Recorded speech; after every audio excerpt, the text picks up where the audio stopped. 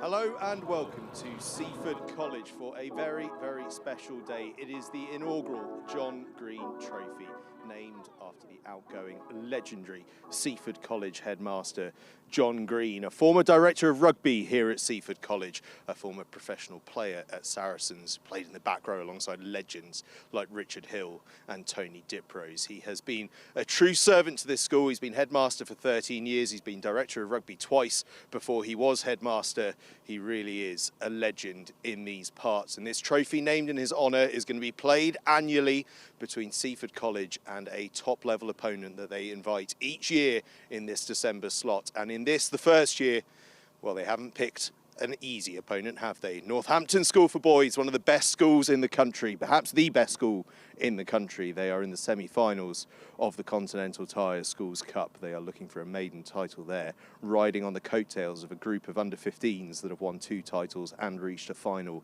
in that competition so far. So perhaps this could be the best side in the country, certainly one of. But Seaford College are no shakes either, only beaten twice this season and by some seriously good sides themselves. Another Continental Tires Cup semi-finalist in Epsom College and the legendary Clifton College, the only two to get the better of this Seaford College group. They are absolutely fantastic. They are led by Josh Andrews, their number 8, a Harlequins Academy player.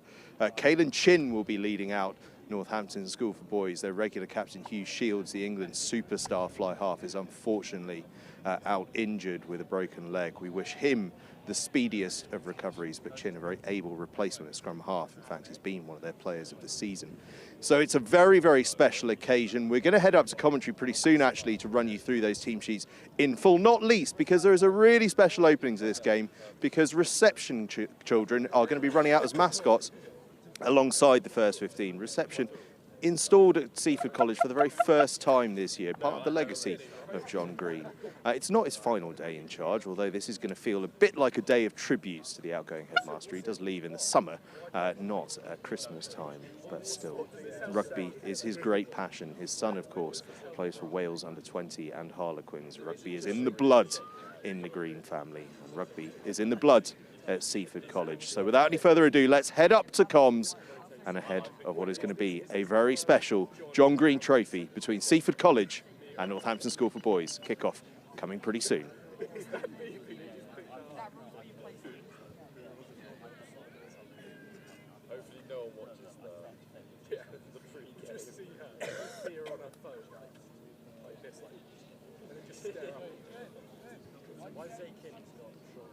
Didn't feel like it. No, you play for the four. It doesn't most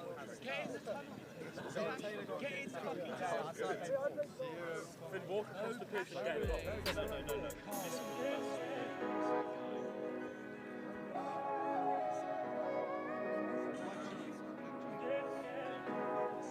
Why is there a bit chilly?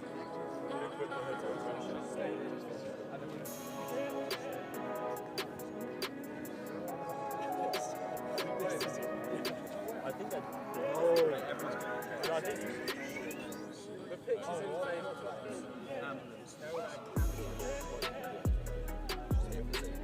I don't know. I feel like it's delicate and anything, so you can hear like. Well, it's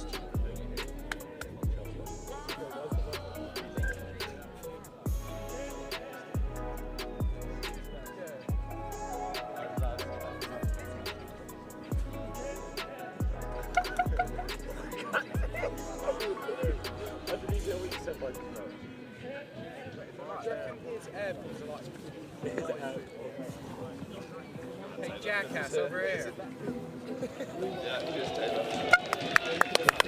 So much for rugby for.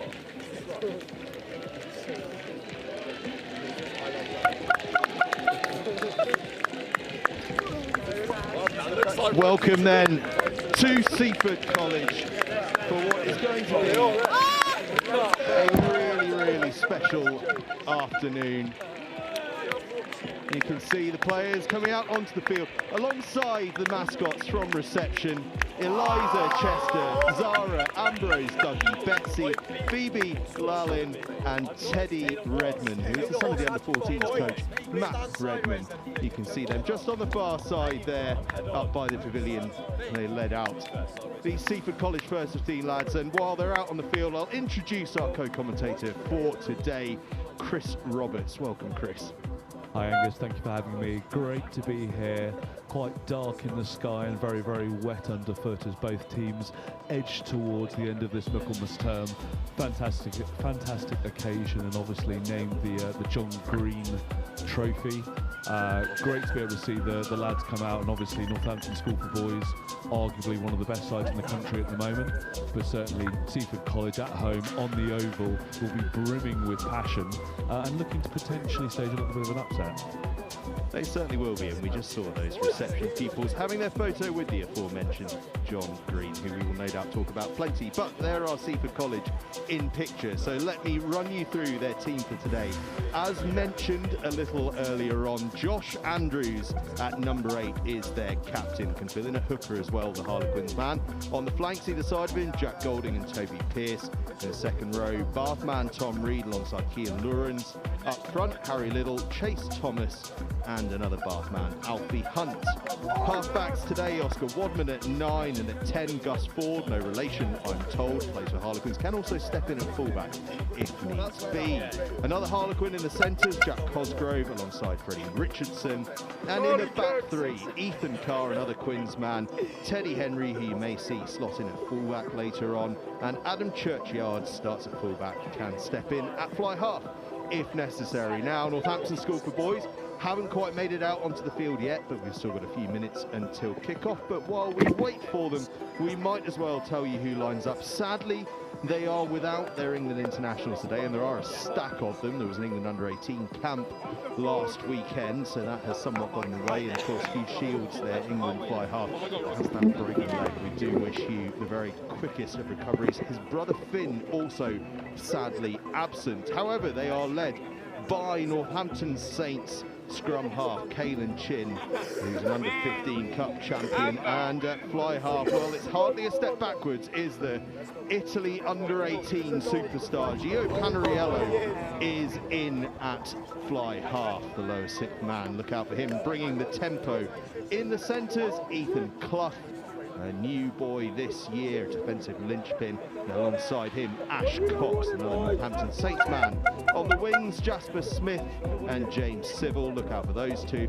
And Massey Rapps, a natural scrum half, the Northampton Saint playing at fullback today. He has basically forced his way into this team, such as his performance has been off the bench in replacement of Chin.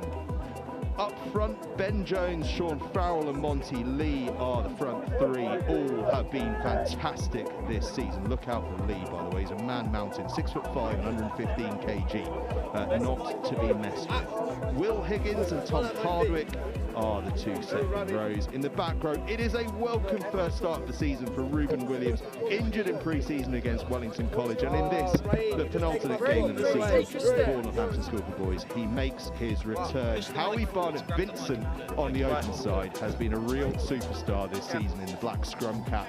He really is one to look out for. A future England international, perhaps, who knows? We will see. Harry White is at number 8. Like Barnett-Vincent, he is an under 16. On the bench for both sides, for Northampton School for Boys, first of all, Kai Campbell, Ollie Wood, the son of Tom Wood, Mal Renihan, Dan Stockham and George Cooper. For Seaford College, meanwhile, Sean Eady, Isaac Smith, Max Broomfield, Sam McLaren-Clark, Jack Mills and Harrison Lane are directors of rugby today. Sean Thompson for Seaford College, Phil Beaumont for Northampton School for Boys, and Chris Roberts. We've got a bit of a game on our hands today, I think a very exciting one. Yeah, absolutely. It's interesting as Northampton School for Boys strode behind us from the pavilion, looking very, very confident. You know, it's been a long old season for both these sides, and you know there is an element of does fatigue set in towards the end of this really, really long term? You know, you've obviously got large squads. Everybody will want to be involved, but it's just a great opportunity and a great occasion. You know, to the right of where we're standing, Angus, we've got a number of boys who have come out to watch you know, some might be their teammates, some might be their peers, and obviously we've got some youngsters here as well who are looking up, and some of these players will be absolute heroes. You know, we look at the beauty and the benefits of school sport and school rugby, and you know, the little ones will be looking up to the players here one day and saying, I want to wear that shirt and I want to be on that pitch. For the final time this season, John Andrews leads his side in their pre-match routine. His team will kick off. As I say, it's a really special moment having those youngsters come out. They are in awe of some of these sixth form pupils out here on the field. Seaford College will get us underway, playing from left to right in their blue and white hoops from Northampton School for boys. In red and blue. Match ball, by the way, was delivered by Zach Watkins.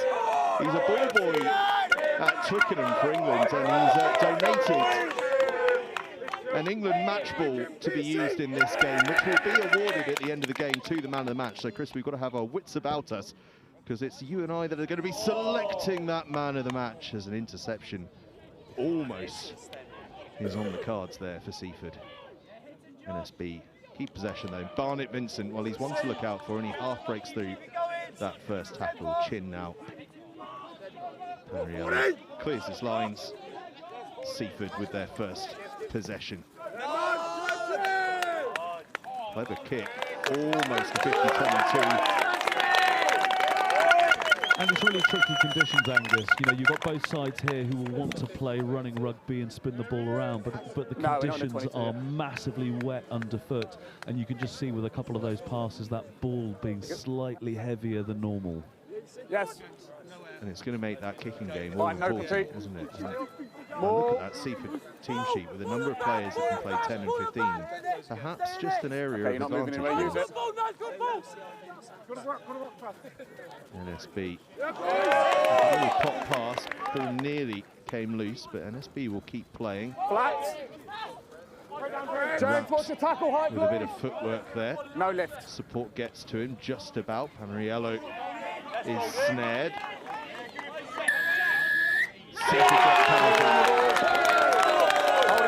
And I was just about to say, the thing I've liked about Seaford so far has been the completion of the tackle. It's been a low chop tackle. It hasn't necessarily been that dominant, massive hit that you're tending to see, but it gave the opportunity then for the second player and to go for the ball, and they've been rewarded with a penalty. Particularly in that area of the field, you don't necessarily mind giving away half a yard to create a bit of separation.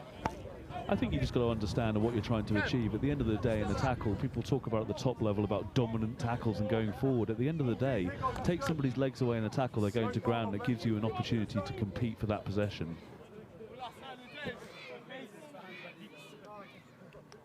Line out Seaford. Andrews to throw in. Can play hooker, as we mentioned. And now he gets his mitts on the back of it. This is a big move from Seaford. Motoring forward. 6-7 yards out and still going. Breaking clear is Andrews now, almost up to the line. Seaford still going. NSB do well not to concede a penalty. But Seaford now have the advantage. Second advantage round the corner. And over the line. Jack Golden with the score on the open side. And Seaford convert from their first opportunity. And what was really impressive there, if you look back at that line out, Northampton School for boys, they didn't compete at the line out, and yet Seaford still had that opportunity to bring that ball down, albeit against a pack of forwards who were looking to defend. They still drove it back a number of metres, and as a result of that go forward, they were always going backwards from a defensive perspective. I'll tell you what a time to score as well, because now the rain that we were promised before kickoff comes lashing in. We've just seen the ball blow off the tee. There might not be that many more scoring opportunities. Well, I think regardless of whether it's running rugby or not, it's going to be a contest. It's a fantastic nudge from Oscar Watman as well, the scrum half. Seaford College take a 7-0 lead. How important could that be? Well, I'll tell you one man who would love conditions like this, and it's the man that this is all named after, John Green. Get somewhere where it's achievable. Former Saracens back rower. This was his sort of a game.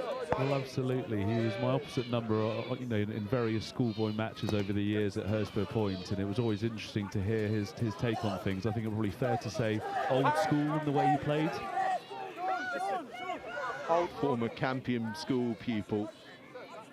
If you know anything about the history of that place, they have produced some rugged players over the years, including his former back row colleague Tony Diplo's.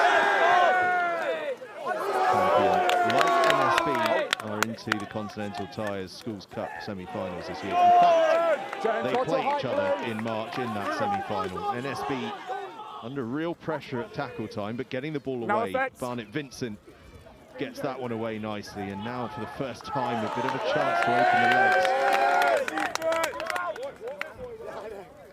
Seaford defence is up so quickly as Chin just puts a bit of depth on that kick half charge down. Seaford looks to the air as well, just gets caught up in the air a little bit, so Raps can look to counter with Civil now looking to go around the outside. One to watch in the Sevens season, I'm told, is James Civil. Advantage, James, been too many. Chin goes to the short side. Out he goes! Clough, I think that was taking it forward. Already some of the numbers on the back of the shirts discoloured by the mud, but a penalty, NSB.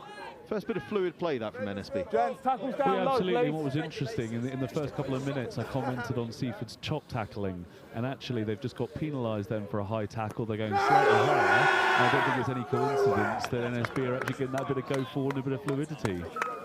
It just shows you, doesn't it, what a couple of phases of possession does, that you start feeling the need to go and put a bit of pressure on. And I think it depends on the various styles of defence. We're seeing, you know, it goes back to that rush defence from Wasps, you know, in the 90s and noughties. A lot of sides looking to get off the line and put opposition sides under pressure.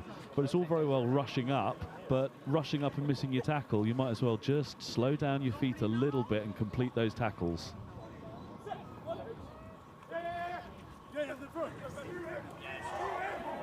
Slightly messy line out, but gathered by NSB.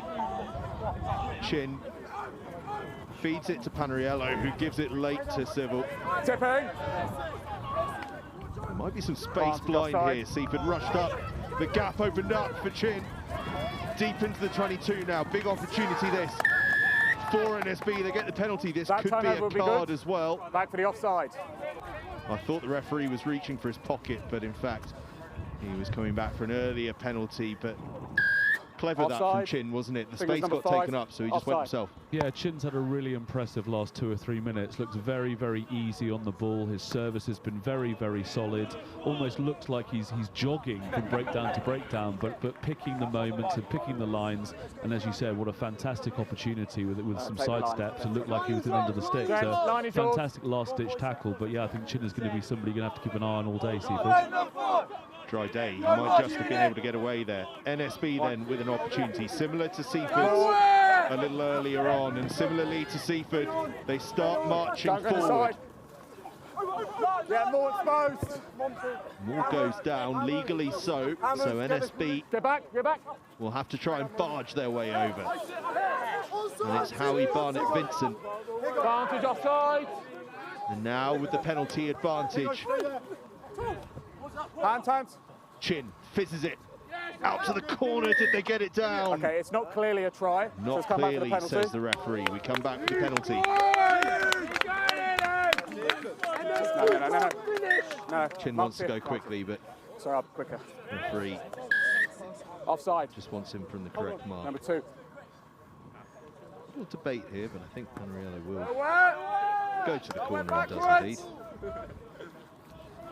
Both sides have looked impressive for this catch and drive, and certainly in these conditions it feels like that's going to be the way forward as a part of the arm wrestle. And you know, if you're a betting man, you're going to think it's going to be a catch and drive here again. Question is, does Seaford go up and compete? Do they stay on the ground and try and keep them out? No, just take a step back. Sorry, thank you, mate. Yeah, no compete. SB bring it down. It is that catch and drive, Chris, and driving forward they go. Bit of space on that left-hand side, but ball goes to ground. And now it's a little loose, but that could work. The bouncing ball, always so dangerous. Penalty, Seaford. Into the extra step. Momentum was already down. Hold on.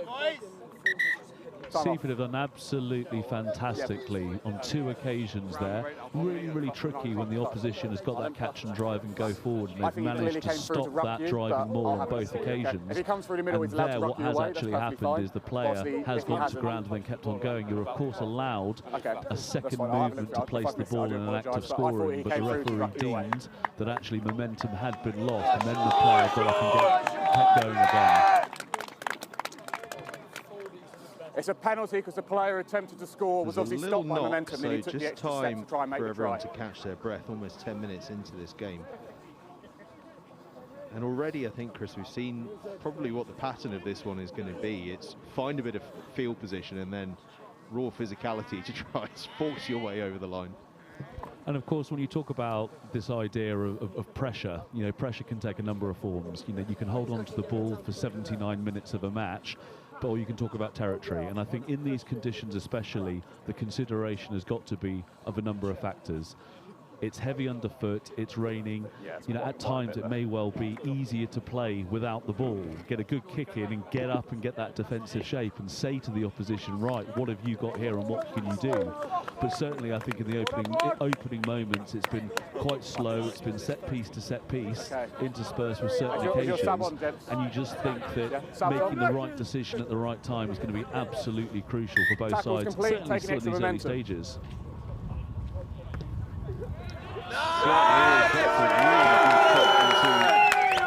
What we can tell you after hearing comms is an increasing wind. Seaford have done brilliantly there. Gust forward pretty much up to halfway. And that wind really seems to have picked up in the last 2 or 3 minutes. You know, we may well have spoken about how heavy the pitch is and wet, but of course that wind blowing straight down the pitch is going to favour one side in one half and the other in the second.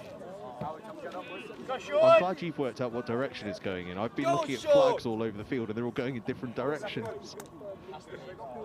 Swirling maybe down as we're sat in the oval in the bowl at Seaford College. Reminds me somewhat of Murrayfield, where the wind direction is never quite consistent. So the kickers always say anyway.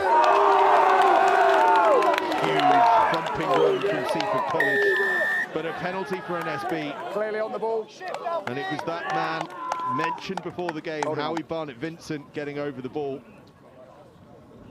Important as well, because Seaford had huge momentum there.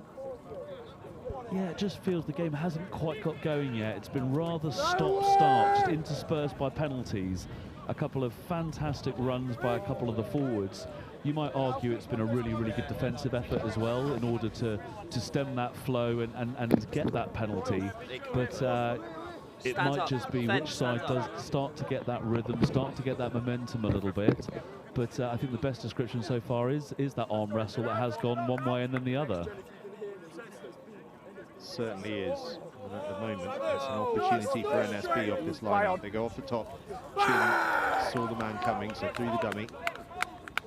Good. Taken on by Harry White. He's hit hard. Henriello. There's some space here, but the ball went loose. Kick comes in. If that stays in, it could be really, really threatening. The chase is on here from Seaford, but it's covered by Raps, who gets plenty of height on that one. The ball was spilled, but there was a man in support for Seaford.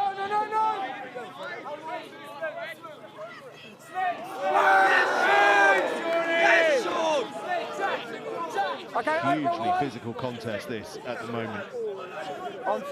Seaford just trying to take a little sting out of it. And Wadman will go for the box kick, hangs it high. Really tricky one that. Well tidied by Sybil to charge down. And NSB will have track, the line he up can use his hand and go inside for their his own foot. I'm just letting 22. know. If he can't get his foot there immediately, he can use And his hand. considering the conditions, both lineouts have gone quite well. You'll note that oppositions tend to be staying on the floor and they're not competing. And I just wonder whether putting a little bit of pressure, just throwing somebody up at the front and putting that hooker under pressure might end up benefiting a side. Particularly Given given the new laws, on. commentators curse strikes with a vengeance there. But given the new laws as well, that you know, windy conditions, you want to try and force as many errors as possible. New laws. Yeah, wingers on. The ball doesn't have to be straight if there's no contest. Well, there was a lot made of this, certainly, you know, at the top of the game in the European Cup over the weekend, that because of this tweak of the laws of the game, meaning that if the ball doesn't go straight but the opposition don't compete, it's play on. So the argument is, if somebody is looking to even go to 4 or 6 in the lineup, just throw somebody up at the front, and certainly in these conditions it's going to be really difficult to hit that 4-man or their 6-man. So again, it just boils down to that decision making in terms of what are we trying to do here? Are we going to put them under pressure? Are we going to compete? Are we going to look to try to sack a catch and drive? No. Exactly, it puts Again, them it's under the pressure. wind, And we see there, that one blown, as the referee says, by the wind, not straight, but no contest means it's play on as that ball is lost forward in contact there by Seaford College. Chin takes it on. Is that a law, blown by the wind? Does it matter who it's blown by? I assume it's because no one competed for it. Or perhaps the referee is just trying to let the game flow, as they say. Ball was out there. You can't dive on the ball, though. And that, another of those laws that many may not be familiar with. If the ball is within a metre of the ruck, even if it's out, you can't dive on it. Any older viewers, of course, will be used to being shouted up from the touchlines to dive on it, but you can't do that nowadays. I'm sure John Green would have been diving on that ball in his day. He certainly would have done. Taking a stray boot or two as well for his troubles, no doubt. Penalty NSB. 16, clear the tackle zone. Yeah, use the line. And worth noting what was once the dynamic duo of Rob Kift and John Green on the first 15 pitch of Hurstmoor Point, where it was only a couple of weeks ago that we were up at Richmond Athletic Grounds and commentating on the equivalent of the Rob Kift Memorial Trophy, wasn't it? Certainly was, yeah. Legends of schoolboy rugby, schoolboy education, and all sorts are leaving the scene at a rate of knots at the moment.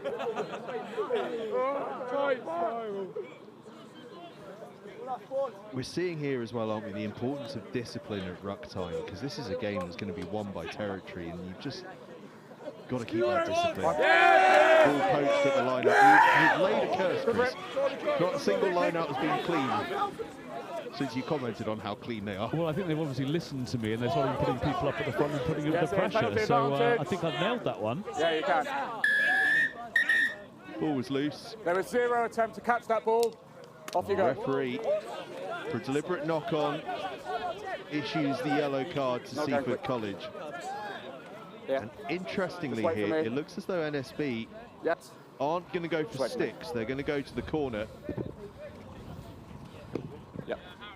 Number 7, one hand, slap down. And the referees do their best not to be issuing yellow cards, and it just kind of felt, you were commenting on the indiscipline then, and something like that in terms of, you know, one hand out, knocking that ball down, almost feels like it didn't give the referee an awful lot of choice. It felt like it was coming at some point, and perhaps that is the chance to just recharge and get that discipline back in check.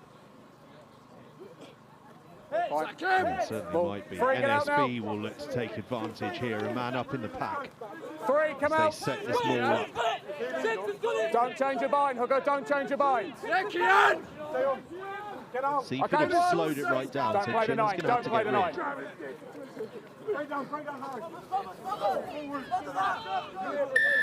It's still a move. Will have possession. Another massive moment of defence from Seaford. Turnover ball. It was, and what was really impressive there actually was the referee. You can hear him talking to the players and explaining and saying, you know, get off, move back, no, you're off, you've lost your bind. And I think Seaford adapted and reacted to that fantastically, got back. And of course, you know, with people who are watching this that don't understand, you're going to drive a maul that doesn't make its way to the ground. When it collapses, it goes across to the opposition. So a tactic would have been in order to try to get in there and wrap that ball up as tight as possible. They've certainly done that, and I think this might be our first scrum of the day, and we are quarter of the way through the game before the first one. Seaford will be looking to get it in and out. Just open the space a little bit. They are a man down in the pack, as mentioned. Open the space. Although that being said, this being schoolboy rugby, both sides obligated to have even numbers in the pack, so there'll actually be a man down in the back line.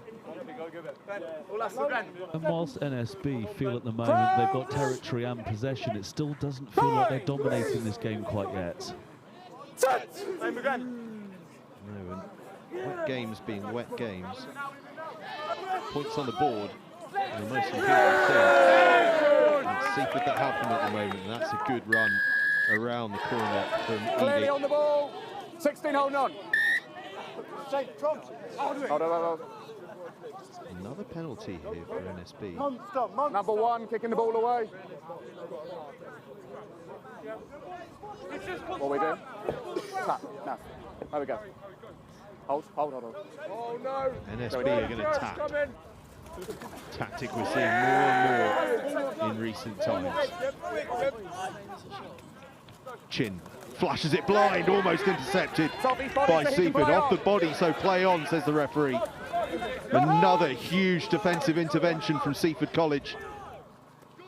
Final game of the season for Seaford. Their next outing will be in the short form of the game, the Seaford 10s in January, and that is some clearance kick from the home side and their fly half Gus Ford.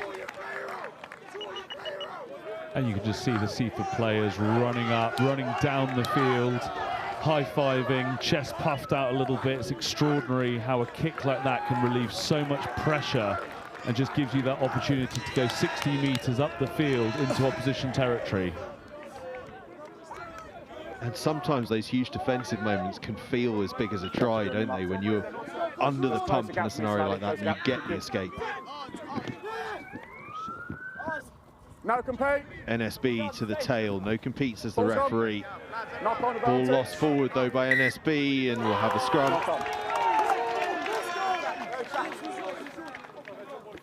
Scrum. White ball. Both sides finding it tricky to get any sustained periods of possession here. Just shows you how tricky these conditions are. It may not look too wet on screen, but it is very, very muddy out there. It's, to be honest, an absolute miracle that they've managed to get this game on here at Seaford College. A credit to the ground staff. This morning, I'm told half of this pitch was underwater. Bangs! Set! Chris, we've got a stack of parents below us all recording the game on their phones. Someone should tell them it's on the live stream. Next Gen Live, guys, YouTube. Knock on advantage. You can watch it all. Joy of both worlds. I think they can hear our commentary, so they are getting the best of both worlds. No one there to compete. You can have us on mute if you want. Notice they've started offering that on Amazon for some of their football coverage. You knew our slot in commentary was so unpopular. Civil has it on the near side here for NSB, bouncing through tackles as he has been all season for them. Balls up. NSB starting to get a bit of confidence with the ball in hand, feeling a little more able to move the ball. Panariello just stabs that through, hoping that it'll just stay in field, just runs out.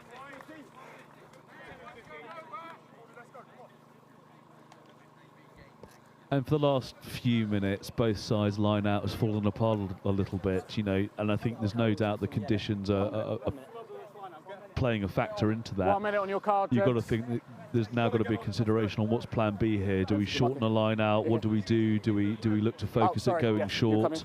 But certainly that plan A for the last few minutes has not worked for either side. We just saw there a little bit of structure on the play for NSB. It's the first time really that there's been an opportunity for a side to do that, and just allows them that bit of field position. Play. Seaford round the tail of that line out. Still with that 7-0 lead. Always low. Conditions have just started to ease off. The wind has died down, but the box kick is charged down. Seaford recover. A little chip over the top. Bounce here could be interesting. NSB claim it. Didn't get it. Numbers here for NSB if they can shift the ball through the hands, but nearly a magical pickup. And we've commented on the conditions a lot already, and I just wonder, you can see Seaford's intent to how they want to play, but actually what would be really interesting on occasion is just kicking that ball deep down into opposition territory and putting a bit of pressure, because again we comment on this arm wrestle. You think in terms of some of the exchanges on the forwards going forward, Northampton have probably edged it a little bit, but right on cue we can see some substitutions being made and some fresh legs coming onto the field. And it's something we see quite often at international level, Premiership level as well, where exactly as you described, just get the ball downfield. You quite often see a kick straight down the middle of the field, just finding space, not necessarily aiming to get the ball into those corners.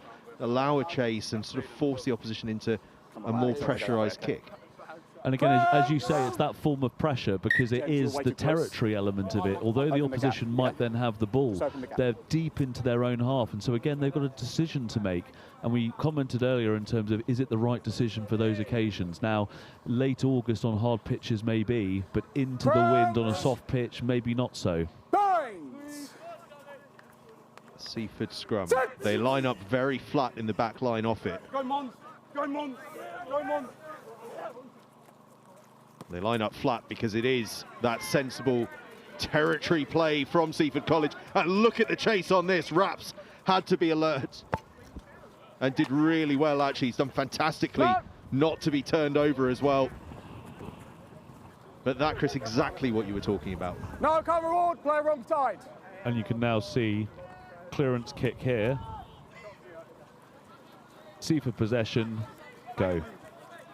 And this then, the sort of ball that you can look to play off. Seaford up to the 22. Now they put some depth on the attack. They'll run it through the forwards around the fringe. Trying to tie in some numbers. NSB knock them back. Let's go. So Seaford will probably have to run short again, and that's what they do. This time playing off 10.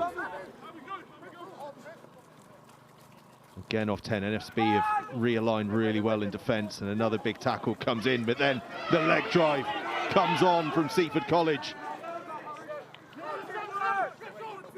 Flashing around the blind side, but ball goes loose again. Knock on. Good D is the call from the NSB coaches, and hard not to disagree. They could have been under pressure, but they reorganised well. And of course, as we said, that attacking intent is there. There's no doubt about it, but also, was that forced a little bit? You know, can you look after that possession a little bit more? Look after that ball, because in the same way, the longer and longer you keep possession, the harder and harder it's going to be to keep the discipline in defence.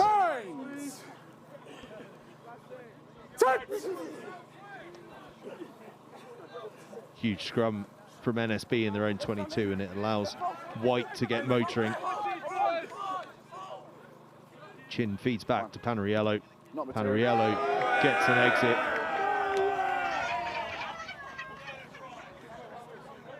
And the home touch judge gives a generous distance to the away side. A really tidy exit there. Lovely delivery from Chin back to his kicker. And again, we don't quite notice it, but that swirling wind and down on the pitch, it's in their faces. So in terms of the yardage they've got there, it is impressive. Seaford to the tail, ball doesn't quite reach its intended target. The ball's down the middle, play on. But it's come back on their side. As the referee says, the ball was down the middle.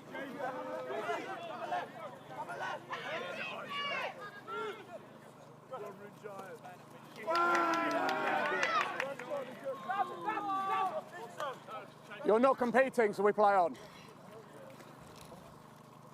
Seaford almost intercepted, ball bounces back into their hands. They'll have a knock-on advantage. I wonder if you just hang up across field here, ball gets tangled, we'll have the scrum. Stop. Off this! Off this!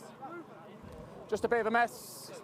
That ball was Clearly almost two hands, passed so to the it's just a Northampton knock-on. School for Boys player Scrum. there. I think a little bit shocked it came his way, and right in the breadbasket, and had two hands up, but dropped it as a result. I've got to say, it's not a day I fancy running 80 yards. Your boots get very heavy by the far end. Well, you're right, and you look at both these sides so far, no one's given the impression that's going to happen at the moment as well. It feels like this one is going to be all about Happy? grit.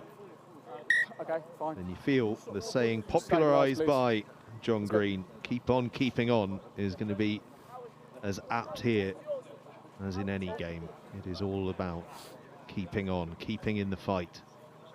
And the context of this match as well, Seaford sit on a 7-0 up at the moment as well, and at times, if you were coming in as a snapshot of the game, you might say it was the other way around. Ball's out. Seaford looking here to try and extend that, and that's a good play with the ball just forward. Great call from the ref there, I think. It was just a bit of timing, wasn't it? James has come out of this. See it here on the replay. You don't often see a wrap between 9 and 10. Not much better, but Just tried to feed it to Harrison Lane. Just got the timing slightly wrong. And you can see the key element there where the hands were pointing forward. So whilst we've had a couple of flat passes in inverted commas today, that one was clearly forward, and a great call from the referee.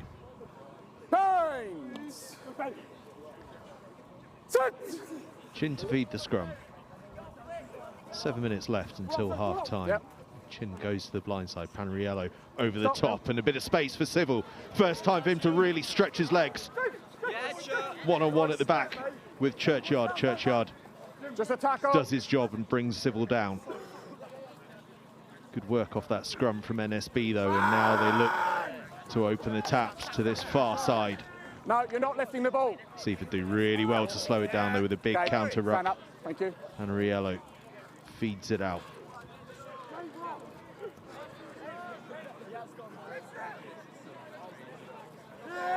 Difficult ball to take. And again, Seaford will have the scrum.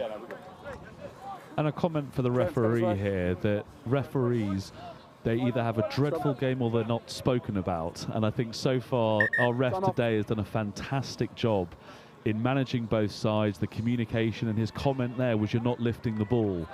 And at the breakdown, what tends to occur, by putting your hands in at a breakdown, it's trying to tell the referee, well, the opposition is holding on to that. But if you're not making a conscious effort to try to actually lift that ball from the opposition, well, of course, you're not competing for it. I really like the way that was almost a comment on that. He's told the players what's happened and play on and we crack on. And I think what's really noticeable, particularly nowadays, is how schoolboy players are really well educated in the laws of the game now. Time was, understanding what the referee was telling you might have been difficult to then adapt to. Nowadays, schoolboy players, one line from a referee and they know exactly what's expected of them. You're absolutely right, and I think the referees have actually had to adapt to the schoolboy game as well, which tends to be a much higher pace. So for these referees from the national leagues who think they're coming down for a jolly, they're soon playing catch-up in the first 30 seconds as they try to get their breath back. Same for us up in comms as Seaford launched that one up towards the 22. Raps thumps it long. That's actually a really good clearance from Raps. Seaford decide to have a little run back. Driven towards touch, driven into touch, and Raps, well, he's one of the smallest men on the field, but he's driven the Seaford College player, I think it might have been McLaren Clark, into touch there. Great work from the fullback. And a really tricky one there for McLaren Clark is a great example. You could see he's looking up and wants to play, but actually you might have said the smart money would have been send it down the field. Flat. So the desire is there to play, but just perhaps not the day to do so as the rain starts to lash down again. Panariello gives it inside, 2 Raps again. No, he's on the body. Crucial tackle on him. NSB bringing the tempo up. Civil now, almost up to the 22. Miss the opportunity.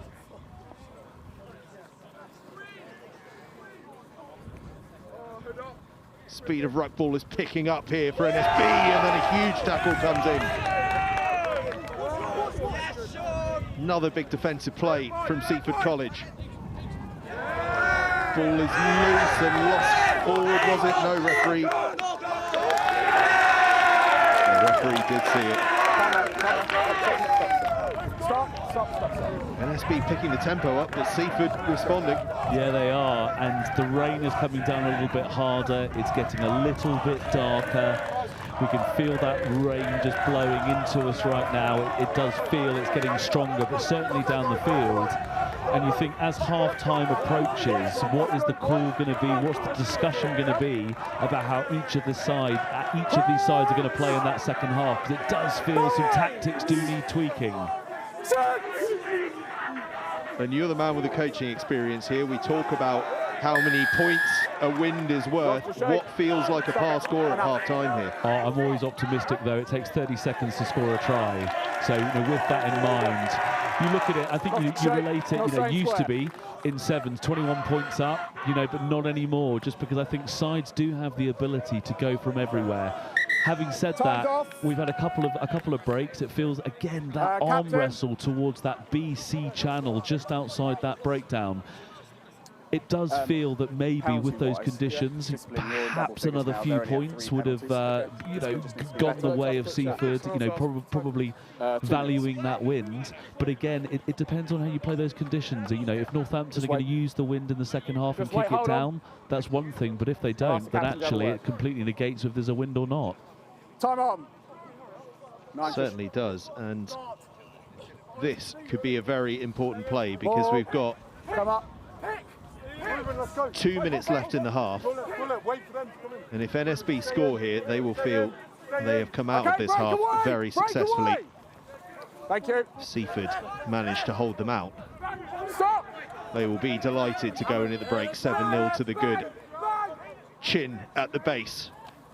NSB lose that one, hacked clear by Seaford College that chases on after it. NSB win the race, but it's still loose. Raps gets back off, brilliant from Raps, and again to just fight through contact. Massey Raps has come to the rescue on a number of occasions here for NSB.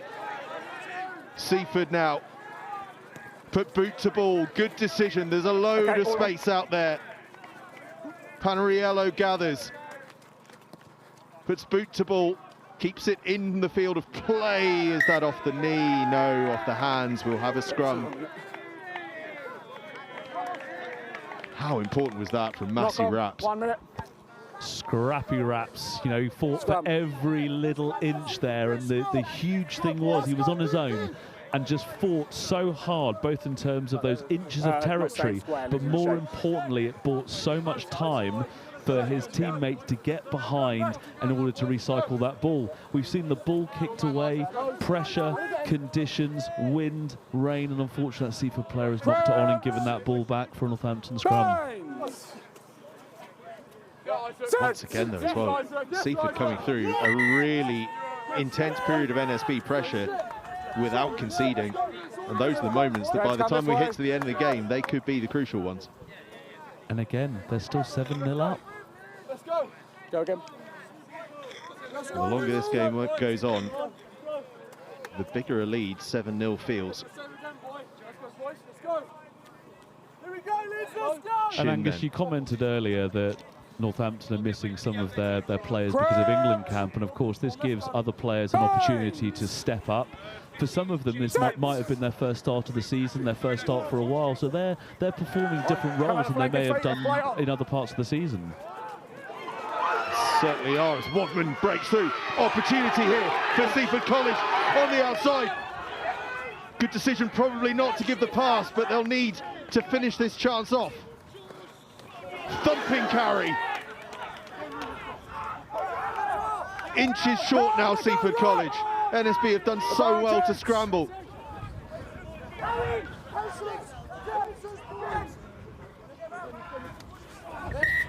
Lost forward, and that will be half-time. Oh no, it won't be half-time. Apologies, referee was calling You're 1 metre from the line for the yellow card. Slowing it down. If you're NSB, you might think if they can get away with not conceding here, it's not the worst yellow card to concede. And I think one side are looking at that saying that's a really harsh call to get a yellow, and the other side are looking at it going, well, was that borderline cynical? 1 metre away from the line with momentum, and here they go again.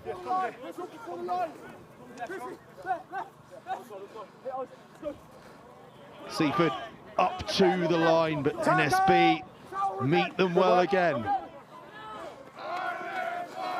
Launched into contact there at Seaford College.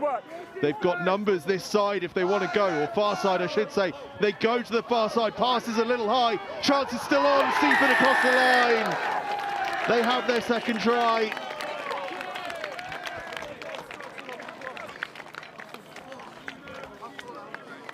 They worked and they worked for it. They had to show patience. It's half time. And in the end, it's Ethan Carr, the Harlequins man, that scampers over on the far side. Crucial score for the home team. And perhaps more importantly, at the stroke of half-time, we'll expect the referee's whistle to go after this kick is taken. 40 seconds. 40 seconds left to go, says the referee.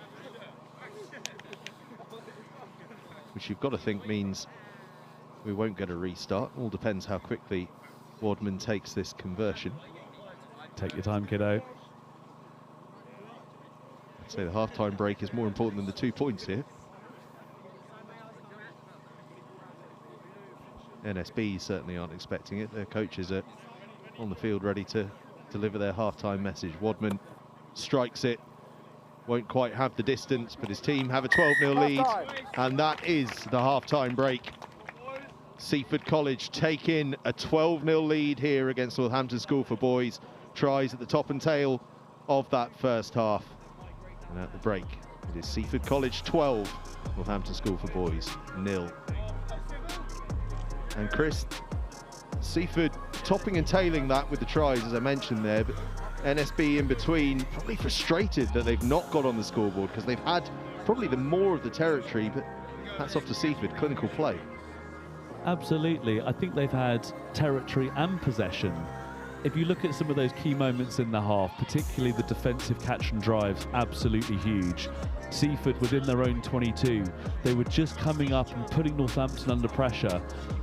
And again, if it was a boxing match, take away the score. If you didn't know the score, you'd probably think Northampton are leading this a little bit. But again, that's the beauty of sport. That's the beauty of the game.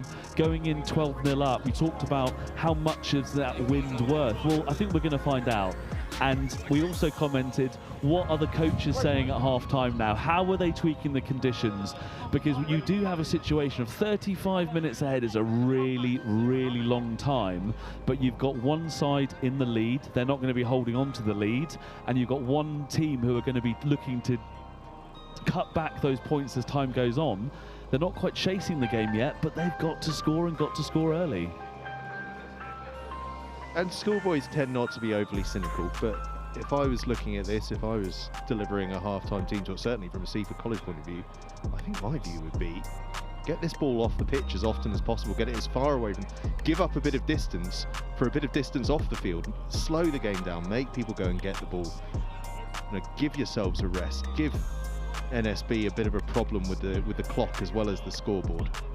Well, it's going to be tricky. We've commented on the wind a few times, and you might not get a sense of it on the stream right now, but it's getting harder and harder right down the pitch. Seaford are going to be playing into this wind, so even if they strike something absolutely beautifully, that yardage is not going to be there. So you then have that consideration on whether you are looking to get the ball off the field, whether you are looking to kick the ball down the field and chase. So again, it comes back down to being really, really clear on your tactics, picking the lane you're going to go in and do it really, really well. But of course, you have this dynamic whereby the reason we love schoolboy rugby is they want to play, they want to run, they want to throw the ball around. But then you talk about smart rugby, and you do have to say, looking at the conditions, the smart rugby is going to be, yes, take your opportunities. If you have a 4-on-1 overlap on your own goal line, go. But the reality is, at times, kick that ball downfield, put it under pressure, get your defensive shape, get your defensive system, defensive calls, and say to the opposition, over to you, play. What are you going to do with it? And if you're NSB, I mean, they're obviously chasing points, but 35 minutes, as you say, is a long time. I look at a guy like James Civil, who was on the, wearing 14 but playing on this left wing in that first half. Looked like a man where if you can get him a bit of space, he might be a good go-to option. And is it about trying to identify those players who, if given a chance, they can perhaps create something, and you just try and bide your time until you see an opening to then unleash them? Absolutely. The challenge that both sides are going to face is because of the wind, because of the conditions, because of the heavy footing under your feet. Actually, getting that ball out into those wider channels is going to prove challenging. It's going to be really, really difficult. And as that ball flies through the air, you're having to be really, really clear on the two hands to catch it. And the defences will be looking, when that ball is in the air, come forward and put them under pressure, which actually just means that the time and opportunity in those slightly wider channels are few and far between, which is why we are getting this arm wrestle in the middle of the field at times. We certainly are. Right, 35 minutes left to go. Okay, ready? NSB in their red and blue to get us underway for the start of the second half, and it's a clever kickoff, a horrible bouncing thing. Backwards. Lost backwards, says the referee. Not clear and obvious. But perhaps, Chris, just even off that kickoff, a sense that NSB come on, perhaps thinking a little smarter in this second half. Yeah, kick that ball long, put it into opposition territory and put them under pressure.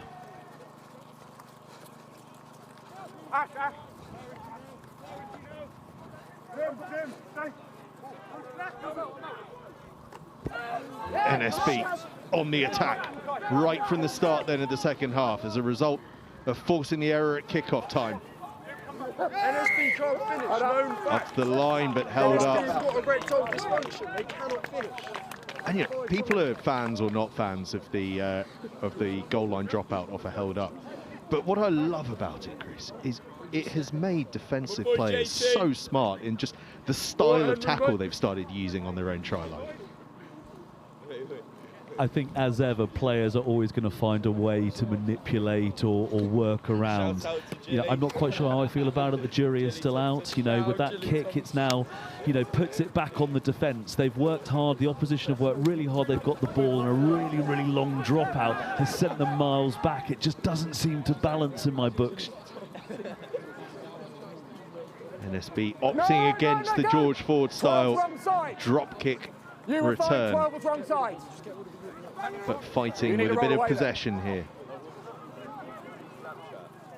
Great pick up off his toes from Panariello, but then the pass just forward. It will be a scrum, Seaford ball. Referee in a perfect location there just to see that, and yes, it was forward.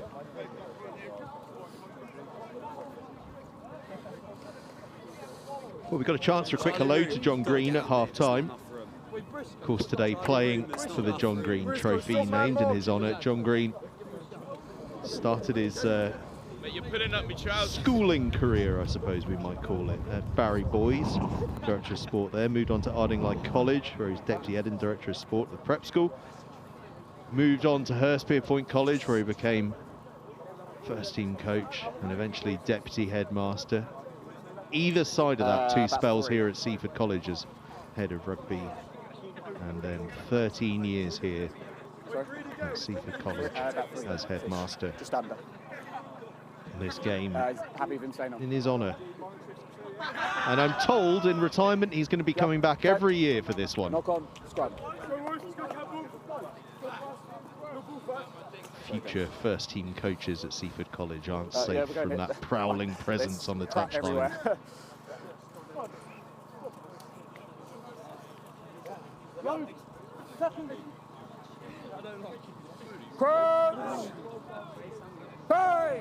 Seaford with the scrum, centre field inside their own half. Expect the kick again. They set up incredibly flat once more. And it's a little grubber through. It's a clever kick.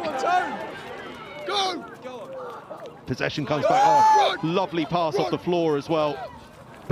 Smart play this from Seaford College. It's taking them up to the opposition 22.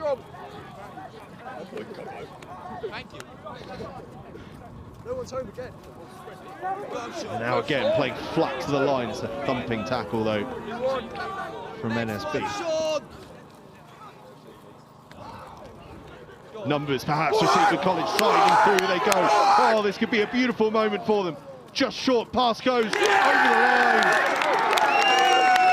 Seaford College with their third try, and that is an absolute peach of a try. One end of the field to the other, and all built, Chris, off, as you said, smart play. Well, you called it in your commentary then, Angus, as that kick went in. Smart play. They clearly identified there was the defensive line was up. There was nobody sweeping back there. A beautifully executed kick through. I'm trying to make out the try scorer. You may not be able to tell on your screens. Well, I'll tell you what, we can tell you who it is. It's Jack Cosgrove, the Harlequins man, who had the pass off the floor and onto Harrison Lane, the full-back, back three player who came on in the first half. And an honourable mention for that last-ditch tackle there. Absolutely sensational in the corner. But the Seaford player had the foresight to get that ball off the ground, pop it off the ground and in the corner. A really well-deserved try. There he is. I think it's Harrison Lane there, the try scorer. About 15. Please respect the kicker. My little brother's better than you. Well, we talked about what is par with the wind behind you. Seaford College, with the wind in their faces, finding another score. 17-0 they lead. Conversion doesn't go. Yeah, dispatch, just put him around the corner now. That there, the try scorer. What a moment.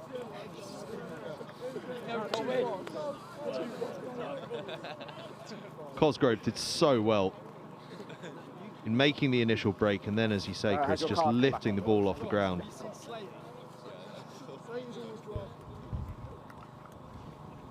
Panariello, will we see another clever kickoff from him? This time just drops it into a space, bouncing ball. Huge tackle. Inside. NSB aren't going to go down without a fight, that's for sure. Box kick goes straight out, always inside, says the referee. Good awareness from Seaford College and a good distance on that kick. And whilst we said at half-time there was a really, really long way to go, at 17-0 down, you do need to think that Northampton do have to start chasing this game very early in this second half. Wasn't in a position to compete.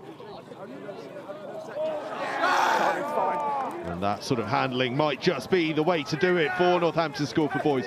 Up and into the 22. Options both ways. They go to that far side. Remember, it was they that were camped on the Seaford line at the start of the half, held up. And how important does that bit of defensive work look now? NSB knocking on the door again, though. They've been knocking on the door so often, but yet to come away with any reward. Bit of forward momentum now. Chin just slows things right down. Wise call as well. They make an extra yard. Back feet. Advantage offside. NSB doing well not to get sucked in, though. Not a lot of spare numbers. Hold. Oh, no, box here. They were offside, though. Offside, 18. Scrum. Scrum called.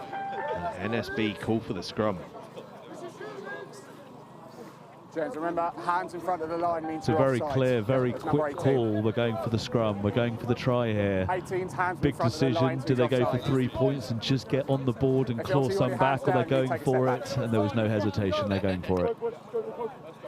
It's how I know I'm too old-fashioned to be a schools rugby coach, because I'm a take the points all day kind of a guy. But NSB, no doubt, are about to prove me wrong, as so many teams have.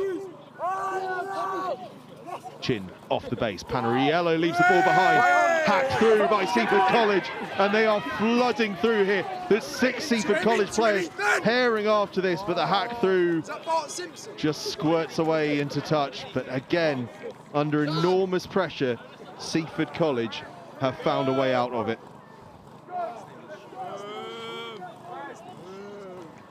It's those second helpings, it's the scraps, and I think Seaford have adapted to dealing with the scraps so much better in these last few minutes. And so often in rugby you talk about hunger. There were 6 Seaford College players there flooding through on that. After an exhausting period of defence as well, the commitment, desire is huge here from the home side. And that says an awful lot about, you know, the culture of the school, the culture of the team, playing for each other and what that means. Certainly does.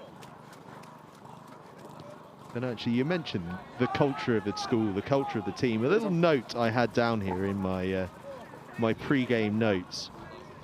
Seaford College have had 35 teams playing this year, 412 players from first 15 down to under 10s. And Chris, how's this for a win-loss record? Not that that's all that matters, but 108 out of 165 fixtures won across 35 teams. That's not too shabby.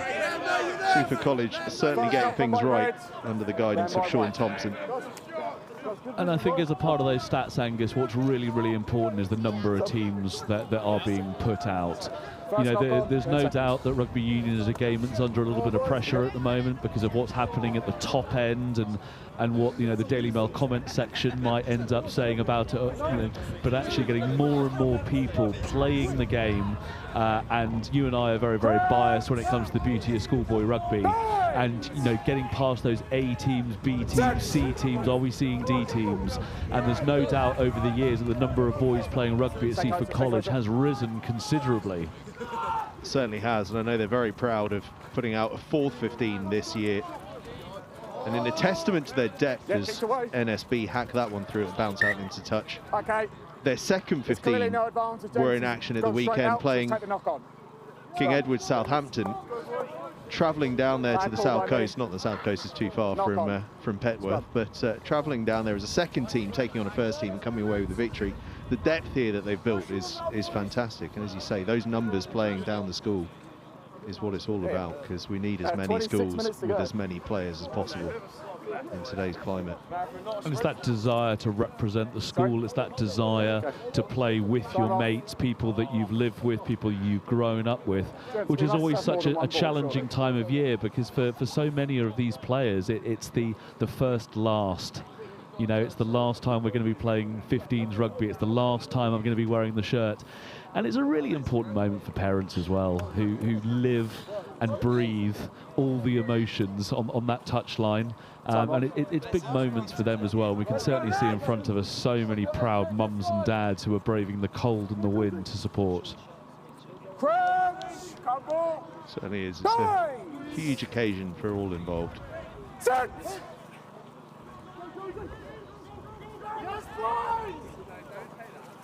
Sales of wellies and sturdy outside coats would go down the pan if schools rugby ever went.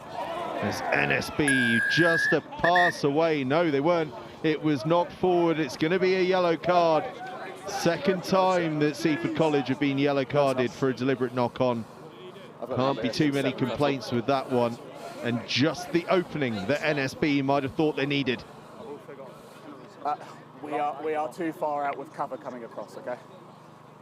I appreciate the question, though. The question asked, was that a penalty try, sir? And the explanation was too far out from the goal line with cover coming across. Kick doesn't make touch, but a deliberate offside means a penalty again. First back, it's one of those really unlucky ones that you just can't help yourself sometimes. Ask Ken Owens. Yeah, you're fine.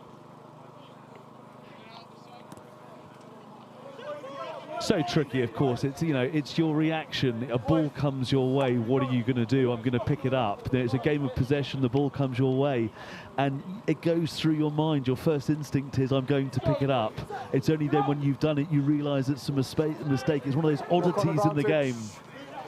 Sadly for Seaford College, no Sam Warburton to negotiate for them, but they've won the ball back nevertheless. Okay, use the ball. Using some of Warburton's other skills as a groundhog. Of course, for you younger viewers, we are referencing the Lions Test match series against New Zealand in 2017. Don't depress me by making me feel like 2017 is ancient history. Yeah, it's on you, please, skipper. Fine. Ball.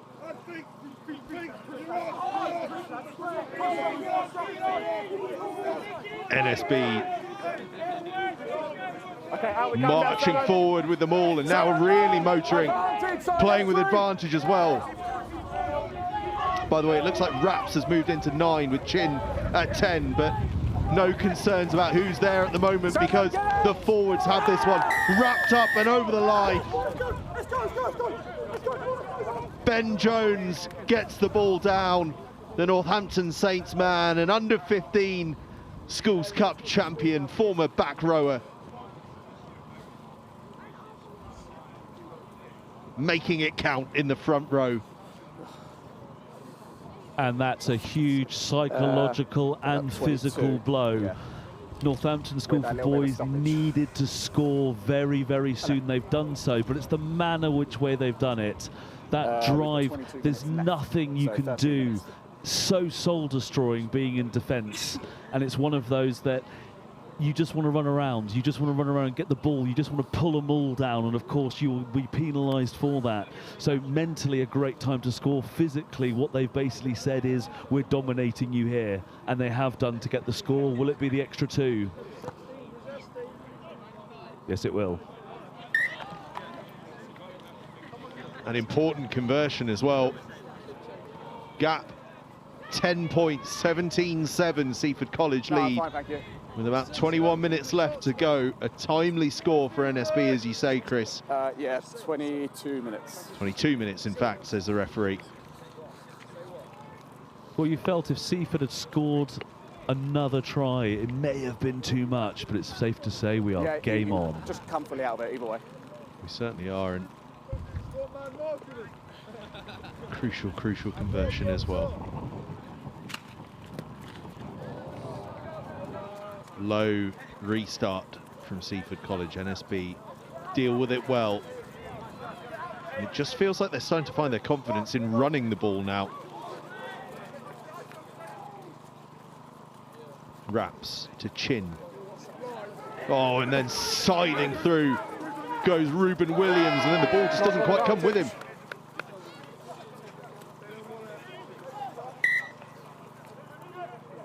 It's almost looked like in the last few minutes that Northampton have relaxed a little bit.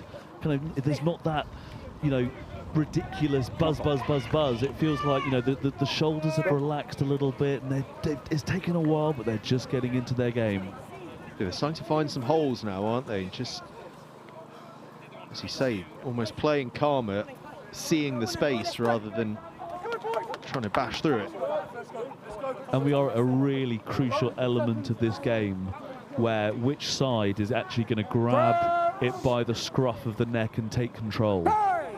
And interestingly here, previously, Seaford have been setting up incredibly flat. We're showing their hand that they're going for the kick. This time they set up pretty deep off a scrum in their own half. But they do go for the kick again. It was just a different way of getting to the same point. NSB with that bouncing ball, forced to run it out of their own half. Ball lost forward. And that, Chris, is why you kick in these conditions. Well, the game is just starting to come alive a little bit. There are different ways to play this game. Different conditions are going to call for different ways to skin a cat. And we're just seeing little tweaks. Seaford look like they're actually going to the kicking game, whereas Northampton are actually keeping that ball in hand a little bit more. And both of them are benefiting from those distinct styles. Yeah, sorry, hold on, gents, got to change. You feel like NSB are almost saying to a team that is packed full of Northampton Saints players, Good. Go on then, give us a bit of magic, someone. They're giving them the space and just saying, what have you got? But it does have to be said, Seaford are still scrapping away. They're still making the tackles. They're still getting across. They're still covering. Cross field this time from Seaford College. Great option, one-on-one here. And around the outside they go. What a fantastic bend as well. Ethan Carr in the corner. Oh, just tackled into touch. Brilliant defensive cover. But as you mentioned before, Chris, that tactical little switch that Seaford have hit, using a different play, we've not seen that play all game, and they find the space. Well, I think it's fair to say it wasn't perfectly executed, but still worked wonders. Not in the air, it's going to be no 5. Certainly did. We saw the pace there from Ethan Carr, but what cover from NSB. But they're in coffin corner here. It's not an easy place to get out of. Don't change your mind, free. Touched by Seaford. So it'll be an NSB line out. But still in that horrible part of the field to get out of.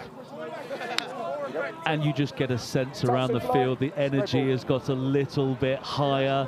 Those levels of passion have just risen a little bit. This is fun. This is where the game is at.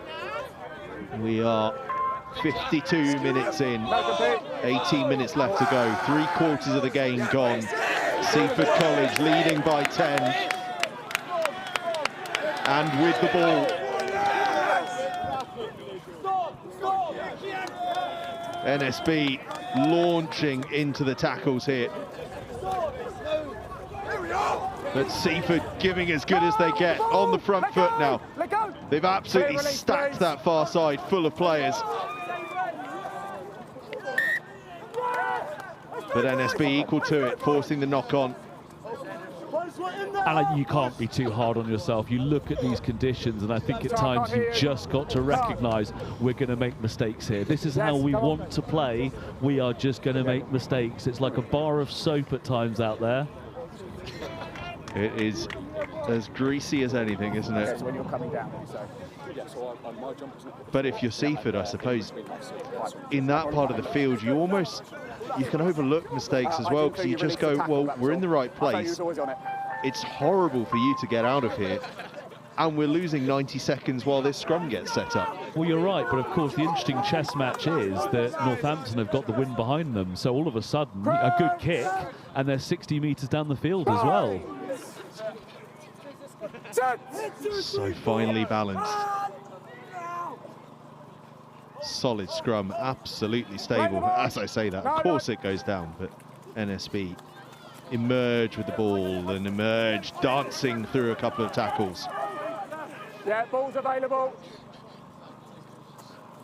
To the far side they go. Answer there, it's fine. He's not held. Not held, says the referee. So still they rumble on, and still to that far side they play. Lovely ball back inside. First man on his feet. Stolen by Seaford College. NSB scramble well. Not clear and obvious. There's a whole load of space in the backfield on the far side, but the counter-up from NSB means Seaford will never get to see that space. No! Such sharp defence from NSB, and they have penalty advantage as well. The offence was 12 playing the ball on the floor. 12, you're out of the game, don't play the ball. On the floor, out of the game. NSB just starting to open up. We said, you know, they're making some breaks. It really looks like it's in early phase play in that 12 or 13 channel. We've got the benefit of a little bit of height here, and you can see that once they go past a certain number of phases, that Seaford defence is so well organised and so spread out, it's going to be really, really difficult to break it down. But certainly having a go at that 12-13 channel in that second and third phase may well be maybe the way to go. Yes, those short passes, 9, 10, 12, isn't it? That's creating a bit of damage. NSB from Chin throws it into space, but no one there to take it. Seaford hack on. There's players tumbling all over the place, but the ball tumbles out into touch and an NSB line-out. The wind took it.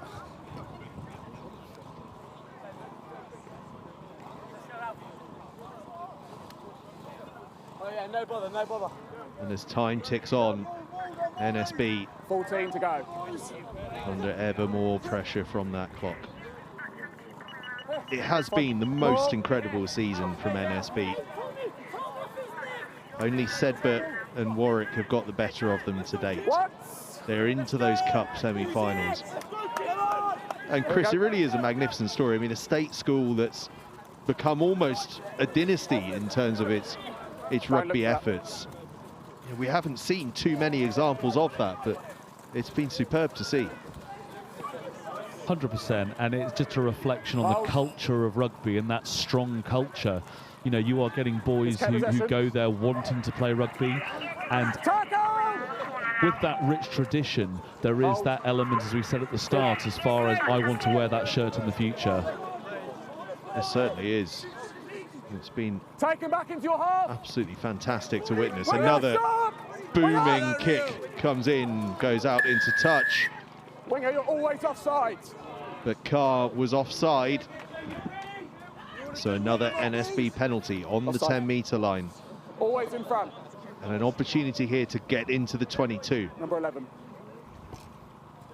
As we go into another bit of this match, the clock is ticking. The players will know it's ticking. The coaches will know it's ticking. The scoreboard says one thing. One team are going to be really, really happy for this time to go really, really quickly, and the other side will want it to go slightly slower. Yeah, clock management. Time off. Is going to be crucial. Time off, says the referee. As our producer, Tom Irving, goes chasing after the ball there.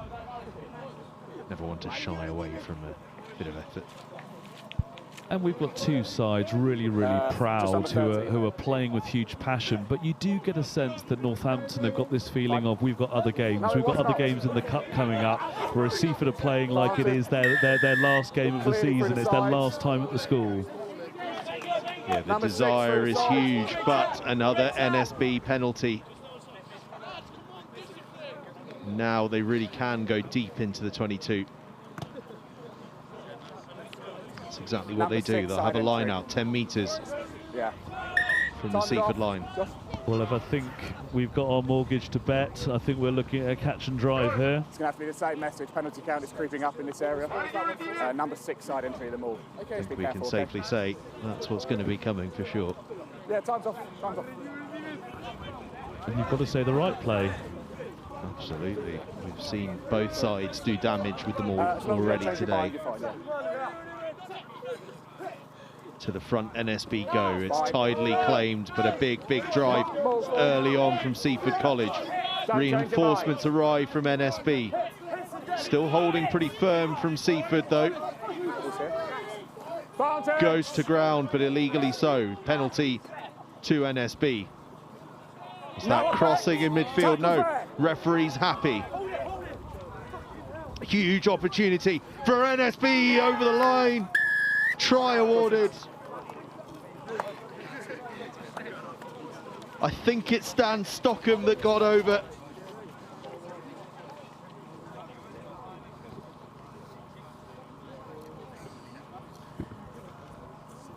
Well, first and foremost, we've kept our homes. There was a catch and drive there from NSB.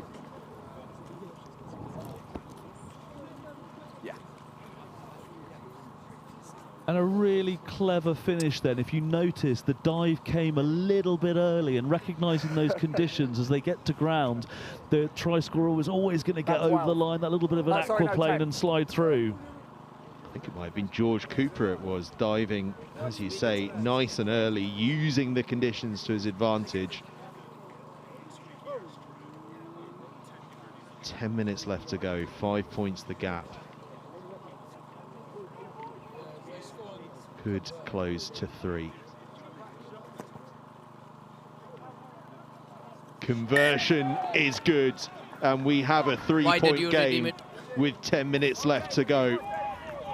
And almost a copybook try. The beauty of that catch and drive line out, it means the forwards have got to stay, they've got to commit to stop, because if they don't, they will get driven over, it'll be a try.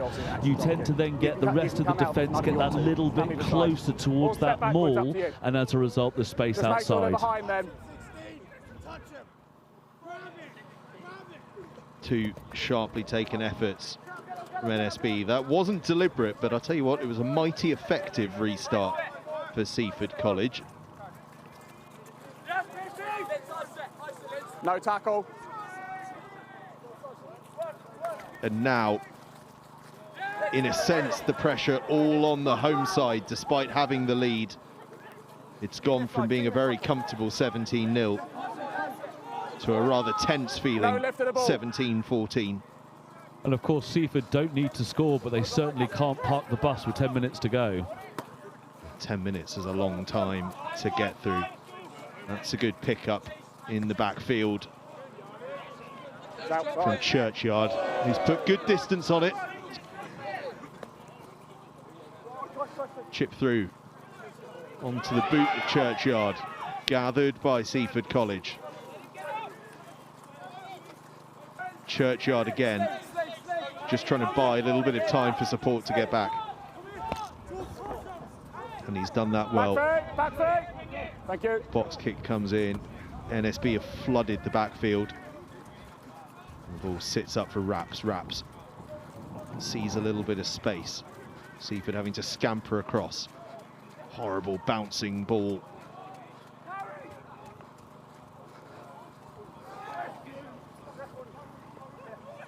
Chris, you've coached more recently than me. I remember distinctly as a youngster going through endless coaching sessions on actually just watching a rugby ball bounce and learning the patterns, so that when you're in those situations, you know when it's likely to sit up.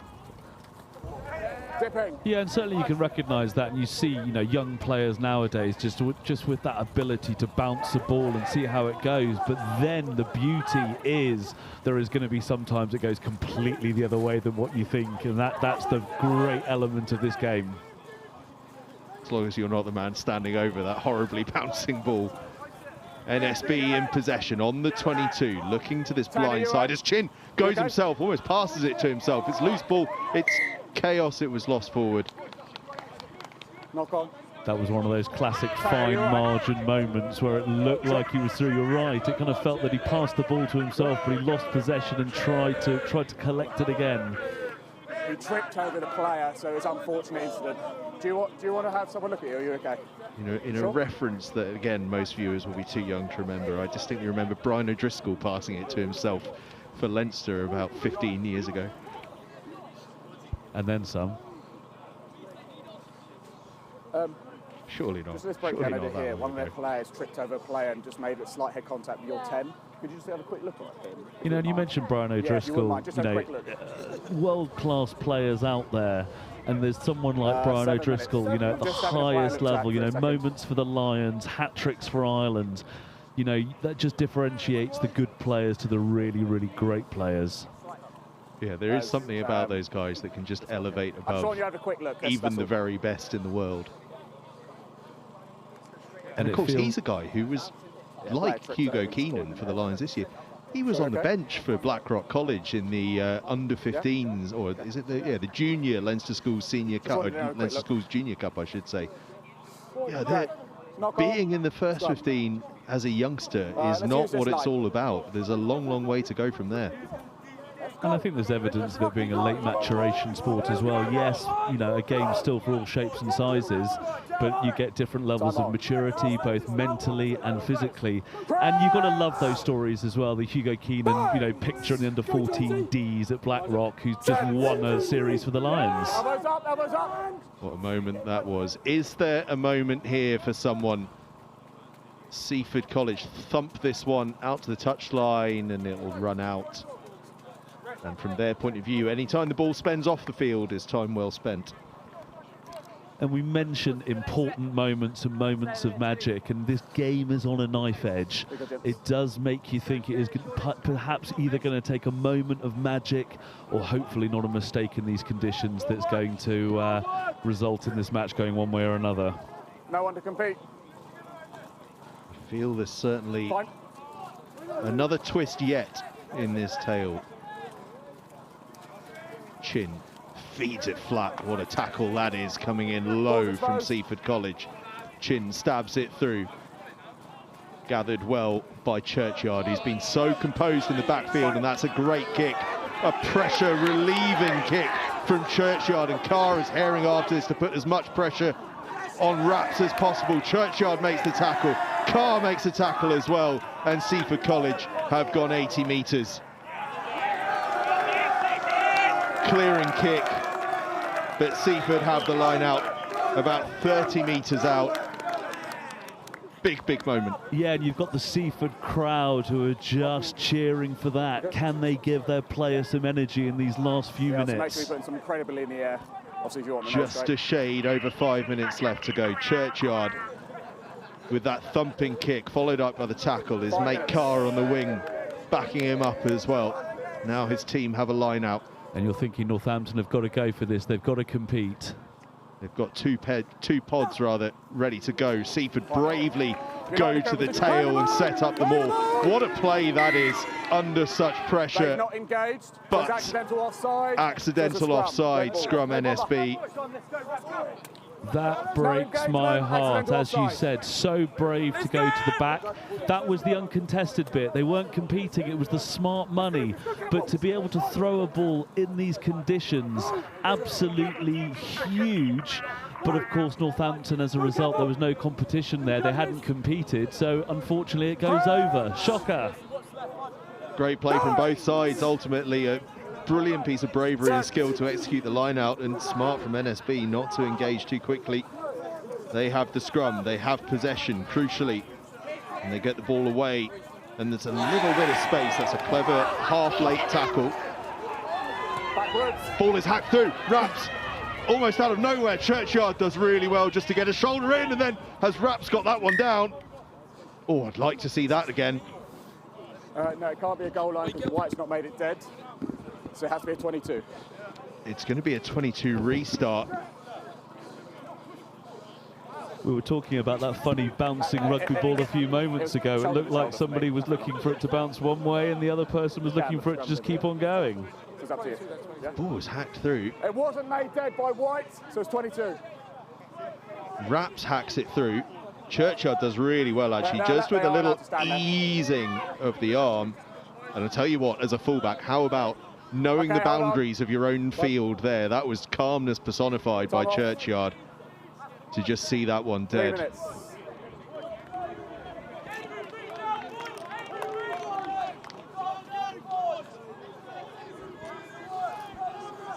Clement Patroneau, you watch on. Who? He's a nobody from years gone by. Half-decent Frenchman. Back feet. Chin. Held up in the air. Seaford want the maul here, and they're just told to let go. NSB got a knee to the ground.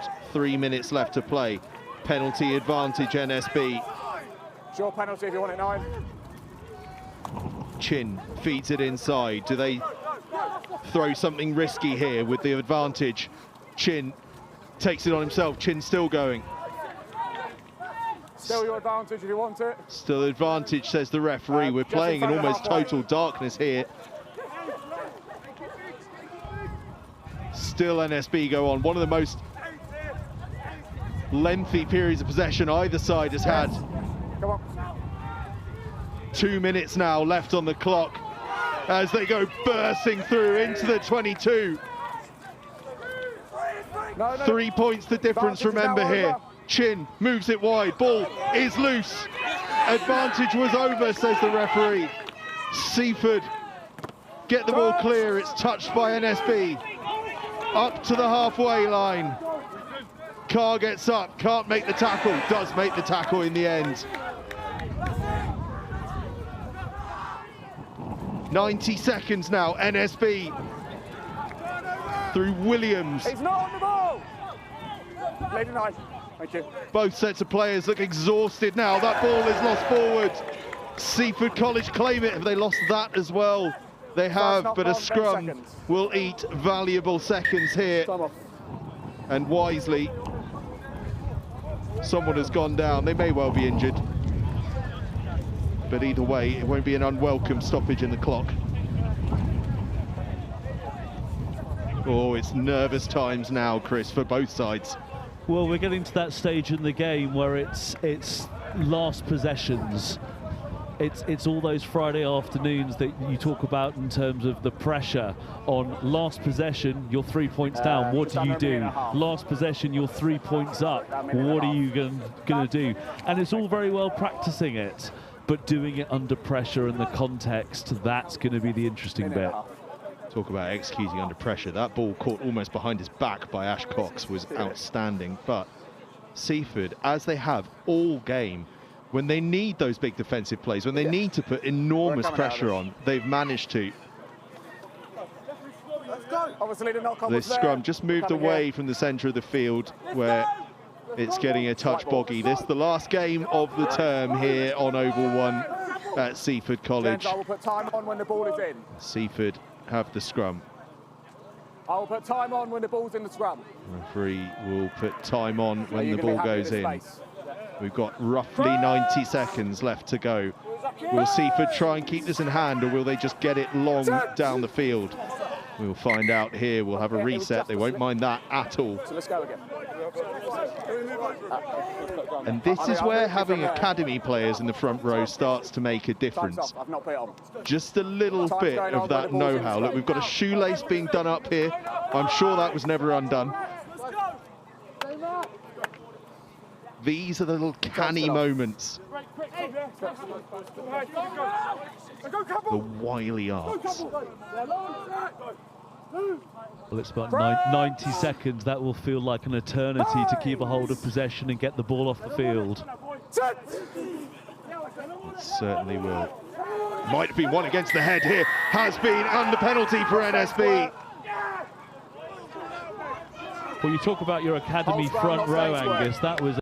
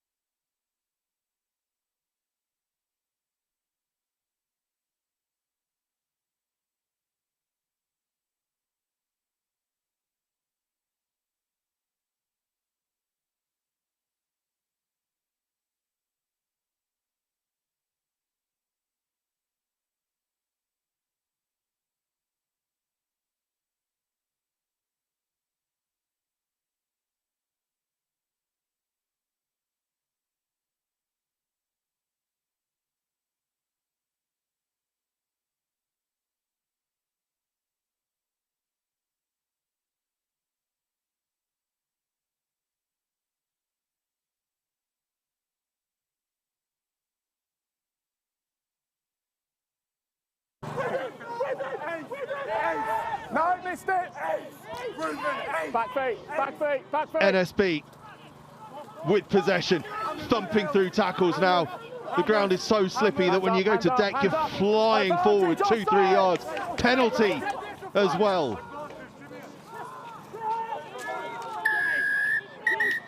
Seaford might well see yellow here.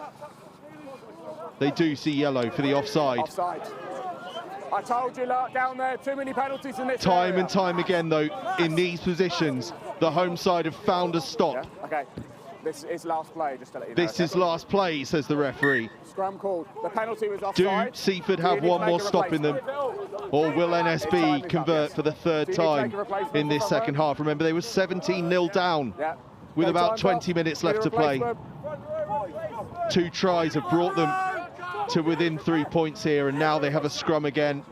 And the last time we packed down for one of these, they got the penalty. Seaford College player just trying to listen into the plans of NSB. He's sent packing pretty quickly. Sean Thompson rings the changes. You've got one job, boys. Hold on. Right, we need 8 in the scrum, and you should only have 14 on the pitch. Referee just making sure everyone's abreast of the basics. 8 in the scrum, 14 on the pitch. We've got 8 here, 9. I think you talked about ringing the changes. I think the changes actually had to be made because of that yellow card. I think you might be right. I can't hear you. Make sure the 7 stays back. Yes. Canny bit of work there from the skipper, Chin, just reminding the referee to keep those flankers bound. If there was ever a time just to have a word in the referee's ear, that was it. NSB have stacked the open side. Is that a disguise, or is that the play? That's the play. They go to the open side. Chin, feet short. Over the line go NSB. Heartbreak for Seaford College. Try is good. It's clearly not held. NSB with the score. Elation for them. Not now. Not held for me. Down and out. They have found a way. And it's Ash Cox. In fact, it's Ethan Clough, the inside centre, I believe, that has scampered his way over. That's him there. That's the game.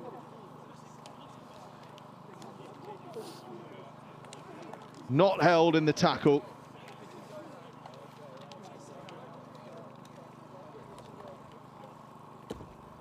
Conversion is good. And NSB, this brave side from the Midlands, who were down and out, have found a way to win. Heartbreak for Seaford College. Not how they wanted the first John Green Trophy to end, but what a brave performance from them as well against one of the best sides in the country. Full time, Seaford College 17, Northampton School for Boys 21. But Chris Roberts, that is real grit from Northampton School for Boys. I think both sides showed a tremendous amount of grit, a tremendous amount of passion, and I find myself looking at the Seaford players and just feeling it's such a shame that a side has to lose. You know, they were up for the majority of the game, but you know, is there an argument they were just behind when the whistle blew? Huge credit to Northampton School for Boys, who again were behind and just plugged away. And we spoke about those scenarios. Last play of the game, you have possession, it's a scrum. What do you do? There were moments in the game we commented on that they were opening up just in that 12-13 channel. That was the channel that they took. Lots of the calls are saying, was the player held on the ground? From our vantage point, it looks like he wasn't. So as a result, means it's fair game for him to get back up and score that try. Yeah, it certainly looked like a fair call. Ultimately, as you say, it's just heartbreak for Seaford College. But when the tale of this season is wrapped up for Seaford College, they're going to look back on it and they're going to go, only 3 teams got the better of us. Epsom College, Clifton College and Northampton School for Boys. 3 of the very best teams in the country. This Seaford College side has so much to be proud of. NSB have so much as well. And do you know what? It was James Civil that scored the try, and we name-checked him at half-time, didn't we? Really impressive in the first half, and if there was someone who deserved a try to round things off, it was that man, James Civil. That man there, by the way, the number 3, Monty Lee for NSB. What an important part he played in earning that penalty on the halfway line at scrum time. Seaford College, though, plenty to be proud of. NSB as well. 2 sides that gave it everything here on Oval 1. The John Green Trophy goes to Northampton School for Boys, Year 1. And what a game. If we get games like that in the years to come, we are in for something very, very special. Right, I'm going to head downstairs and get a few chats with some people, including the man himself who's actually making his way towards me, John Green. Chris, thank you so much for your company. It's always a ripper when you come along. Pleasure. Thanks very much for having me. Really, really enjoyable afternoon as ever. Certainly has been. Stay with us for a little bit of reaction downstairs with some of the runners and riders from today's game. But full time, Seaford College 17, Northampton School for Boys 21. They are the inaugural John Green Trophy champions.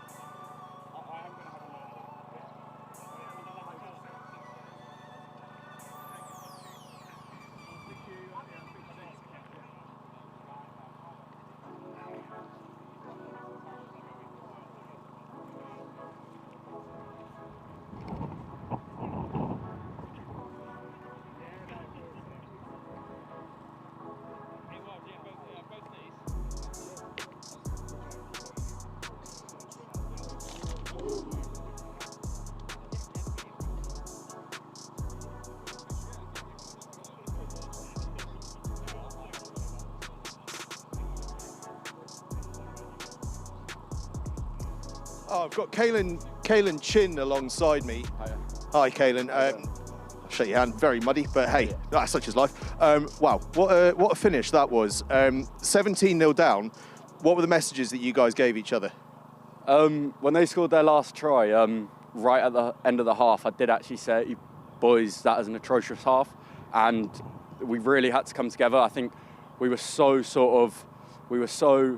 willing to build, because we don't really play halves like that. Like, a lot of the time we're really dominant first half and get out the blocks, but so 17-0 down was uncomfortable. But again, we said in these conditions we've got to be tight knit. We've got to run pods very close together, 3-man pods. Everything needs to be a lot tighter, and it was. And ultimately, that's what got us over the line.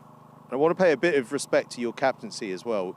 That scrum just before the final play, just before the try, you just had a little word with the referee and said, "Can you make sure 7 stays bound?"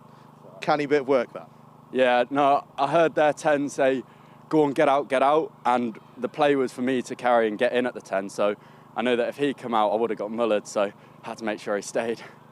And a huge moment there for James Civil getting that try. That just embodies the spirit of your team all season. Yeah, unbelievable. I mean, credit to James. Like we run that a lot of the time. Like Hugh Shields will know, that shoulder ball is what we drill all the time, and executed it perfectly and some to get over the line. So well done, James.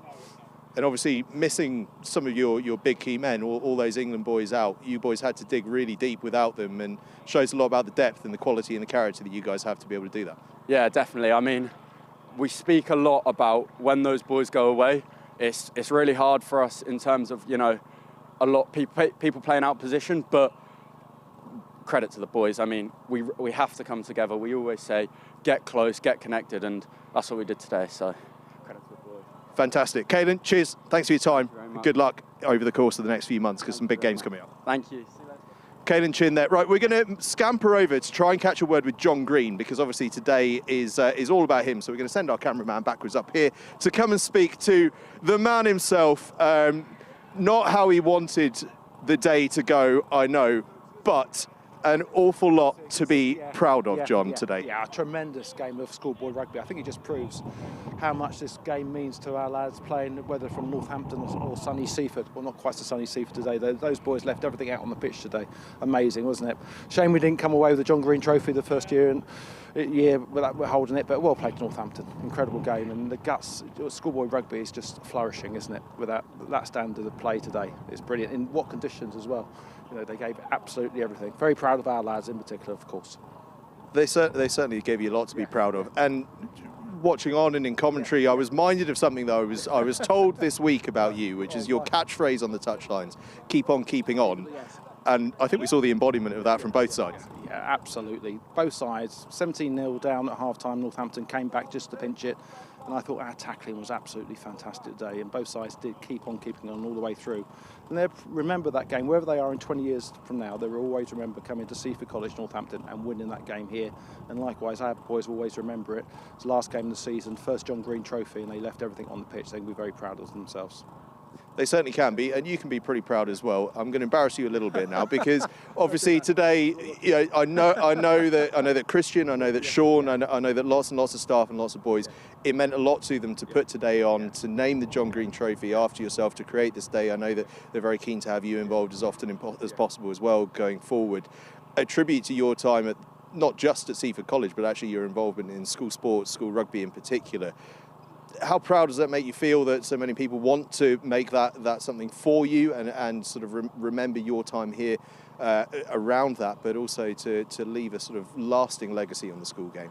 I've been very lucky involved in rugby since I was a lad at Campion School back in Hornchurch, Essex, and I was very lucky to have an inspirational rugby coach in the 1980s, John Davis, who was a world apart in terms of coaches there. So rugby was very much part of me in those days, and ever since I've been teaching or a headmaster, sport is such a big part to these students here. And we have 700 students out every weekend representing Seaford at various sports, but no, rugby is my passion, of course it is, and I know whichever school I've been at, I've been just as passionate as the boys who put on the shirt. And I wish I could get out there and play now, but I wouldn't last very long. So I'm really delighted that wherever Seaford is in years' time, in 10 years from now, that Seaford rugby will still be very strong. And we've come a long way in 13 years as a school, where we're really on the map for our boys rugby. And well done to all the coaches and players today. Very proud of them. Certainly have come a long way. 412 boys playing, I think I read, and 35 teams. Sorry, excuse me. Just on Campion, actually, your old school, I'm sure you're going to have a keen eye on them back in the semi-finals of the Schools Cup. How good is that? It's fantastic for Campion. It's great. You know, we're a private school here, but it's great to see the state sector going well. When I was at Campion, we were a very proud rugby team. In fact, I would put out for all the former players that I think in 1987 or 86 we played the Australian national team under 18 at Basildon Rugby Football Club, and we narrowly lost by about 10 points. You know, and that meant everything to us. And good luck to Campion. I'll be watching you and supporting you. And just in terms of schools rugby, your sort of position in it, you know, leaving the school scene in the summer, schools rugby has got a bit of a battering over the last few years. We've seen at Seaford College that it's one of the schools where it's really actually flourishing, and if anything, growing. You've played a huge part in that. Sean has played a big part in that. Liam Dubler, before he left, had made a big difference in that as well.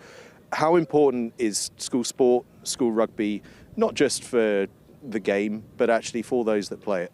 I think all sport is really important. I think rugby in schools has had some bad press. I think it's been unfortunate, really. The safety protocols in rugby now are incredible. You know, return to play, and we've seen the amount of boys who want to play rugby at school has actually increased. We've got 4 15s out, senior boys, first, second, third and fourth 15. We've got some boys coming back to rugby who haven't played rugby since they've been in year 9. They want to play sport. It is a safe game with the right protocols in place, and in this area, Seaford College is absolutely going from strength to strength. And most of the schools we play at, rugby is doing really well. So there is some press out there about safety in schools in boys rugby, but it is a safe sport if it's marshalled well. And in this area, in particular at Seaford College, rugby is going from strength to strength, and boys want to play it. It certainly is. Well, John, you've played a huge part in doing that, so thank you very much for joining us. Thank you, support. Thank you very much, Info. And we will see you in January for the Seaford Tens. Thank you. We're not going too far, hey. John Green there, headmaster at Seaford College. Right, should we go and just see if we can have a little word with Sean Thompson and embarrass John a little bit, because Sean will be more willing to stick him under the bus a little bit than we were able to. So let's just see if we can interrupt Sean slightly. He's mid-conversation, but shall we? Well, they're going to have a photo, so I'll chat to Sean once his photo's done. Look at this. This is the hierarchy here at Seaford College. Sean Thompson, John Green and Christian Head. And we'll jump in and have a word here with Sean, right where the scrum wasn't. Sean, that was some game of schoolboy rugby. Pretty much epitomised everything that's brilliant about it. Gutting for you guys, but hell of a game. Oh, unbelievable game. Like, you couldn't ask for much more on an occasion like this as well. The boys were outstanding with their effort.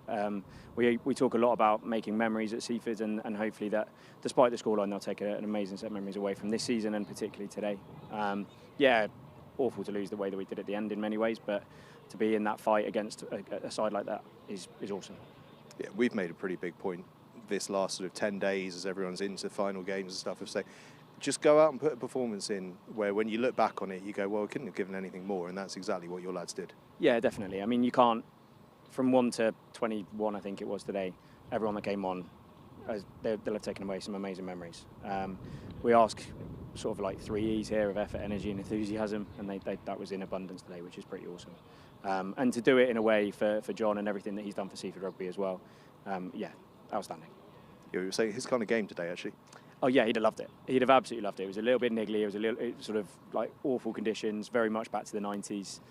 We probably, if he could have put a shirt on, I think he probably would have done. And look, congratulations to NSB as well. Like, they were awesome today. So yeah, it was cool. And just a word on John. I mean, headmasters come in many different shapes and sizes. Some support their school sport, some less so. You couldn't really have asked for someone that was more enthusiastic about promoting school sport and school rugby. No, definitely not. I mean, he's a big part of why I came here. The interview, when I came down for it, it was so abundant how much sport means to him and how much rugby means to him, and the support he's given us in so many different ways. But even as far as on a Wednesday afternoon when we've got a unit session up in the sports hall, he comes in, blazer off, tie tucked in, and he's there. And we've got a line out called named after him, and he loves it. He gets stuck in.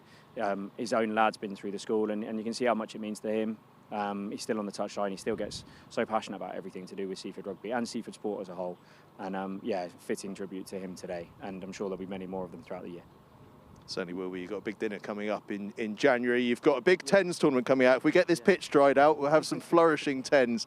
Looking forward to that as well. It's going to be special. Oh yeah, the Seaford Tens is always a brilliant day. Yeah, the ground staff are going to have to do a bit of work between now and then, but that's what they're there for, and they do a brilliant job. Paul and his team are absolutely amazing, and I know that by the time we get to the end of January, this place is going to be looking awesome again. It's a great day of rugby, and we've got a couple of exciting new teams coming along to it as well. Certainly have. And just want to mention, Seaford College rugby, absolutely flourishing. I think this is about the third time I've said it, because this stat's been blowing my mind. 35 teams you've had out this year, 412 players, just extraordinary. Must make you feel very, very proud. Yeah, look, it's amazing. I think from all the way from the guys down in the prep school all the way up to the seniors, more and more boys wanting to come out and play. And we've got boys coming back in the upper sixth who haven't played for a couple of years, wanting to play again. We've had our first ever fourth 15 out this season in a bit of an historic year in that respect. 80 boys turning up to senior rugby is absolutely amazing. It's testament to the work that John's done to allow us to do what we do, and the boys seem to love every second of it. So you can't really argue too much with that. And just final thought on this NSB team. Pretty special what they've done as a state school. They go into the cup semi-finals. Turned up here, put in a seriously brave performance without their England lads. I mean, what they've done there is pretty special. Yeah, look, I mean, you can't fault anything that Phil's done there, really. Like the programme that they're building and the support that they get is outstanding. I imagine that, I know they've got a chair of governors that's as supportive as John is as a headmaster, which is pretty special as well. And I know that they can be massively proud of everything that they've done. The season that they've had this year, and I'm sure they'll continue to have, because I think it was a pretty young team they had out today. It's pretty daunting, but it's pretty exciting as well for schools rugby when you've got a side like that playing the way that they do. It's just brilliant, and I think it does epitomise everything to do with school rugby today. Like, you've got two sides from two completely different parts of the country, like playing two slightly different styles of rugby, going toe to toe in fairly interesting conditions. And every single one of those boys can be proud of the effort they put in today, no matter what colour shirt they were wearing. They certainly can. They all can be. You can be as well. Well done, Sean. Look forward to seeing you. Been a hell of a season. Cheers, mate. Thank you. Cheers for coming down. Top work. Sean Thompson, Director of Rugby here at Seaford College. Right, that is it. It's been a pretty special day. It's been wet, it's been windy, it's been wild, but the rugby has been absolutely sensational. It has been so tense, so tight, and it is epitomised, as Sean said there, everything we love about the school game. It has finished up. Seaford College 17, Northampton School for Boys 21. They win the inaugural John Green Trophy. And I'll tell you what, if the years to come we get games like that, we are in for something very, very special each December. This December is pretty special as well. We've got a whole load of live rugby and indeed live sport coming up over the course of the next 12 days. Tomorrow we go back to Six Ways. We were there yesterday. We're back tomorrow for the Modus Cup, the 18th annual Modus Cup between Kings Worcester and RGS Worcester. We're expecting a couple of thousand fans down there, and we're expecting plenty more watching on the live stream. That is all on youtube.com/nextgenlive. Then on Thursday, a very special afternoon at Gordon School.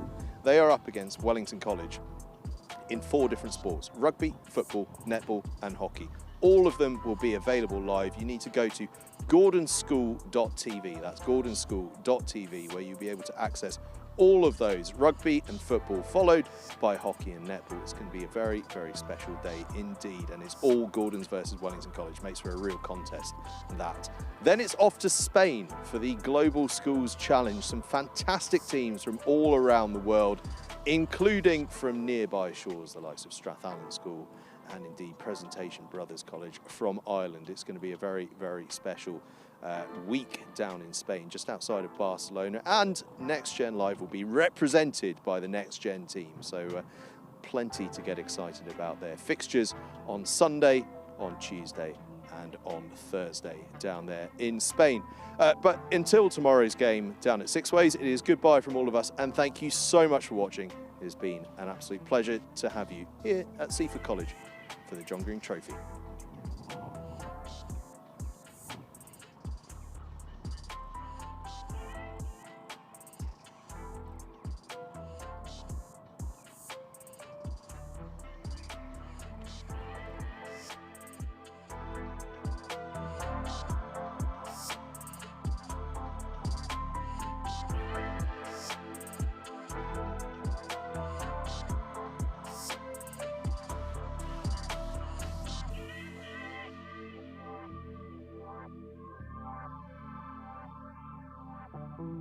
Bye.